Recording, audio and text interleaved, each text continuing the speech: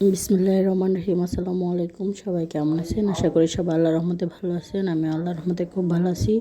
Welcome to my channel. আজকে আমাদের recipe পেঁয়াজের বেরেস্তা রেসিপি বলা যায়, বা যে কোনো পোলাও কোরমা সাথে দেওয়ার জন্য যে পেঁয়াজের একটা বেরেস্তা বানানো হয়, ওটা আপনাদেরকে কীভাবে পারফেক্টভাবে বানাইতে হয় তা করে দেখাবো। অনেকে বেশি ডুবা তেলে করে, আমি কিন্তু শ্যালো অল্প করে তেল দিয়েও খুব ভালো সুন্দর মুসমুসে পেঁয়াজের বেরেস্তা বানায় দেখাচ্ছি। প্রথমে এখানে প্রায় 1.5 কাপ পেঁয়াজ কুচি করে নিয়ে নিলাম। একবারে চিকন চিকন করে কুচি করতে হবে। তারপর চুলায় তেল দিয়ে পেঁয়াজগুলো দিয়ে দিলাম। এখন পেঁয়াজটা ভাজা ভাজা হওয়ার জন্য বারবার নাড়ে চাড়ে দিতে হবে। একবারে গোল্ডেন কালার করি ভাজা, তারপর নামায় নিতে হবে।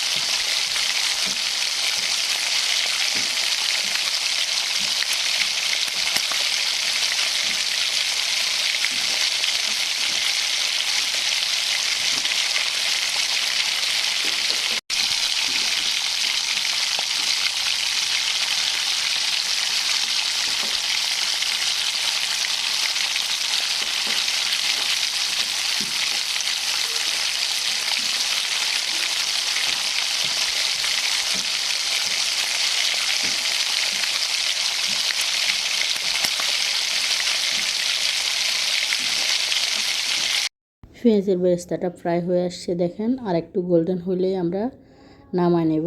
আর বেশিক্ষণ রাখলে কিন্তু কালো হয়ে যাবে। এবার আমাদের এক এক করে পেঁয়াজের সবগুলো উঠে নেব। দেখেন বেরেস্তাটা খুবই ক্রিস্পি কুরমুরা হয়েছে। এবার পেঁয়াজ বেরেস্তা বানাইতে পারেন।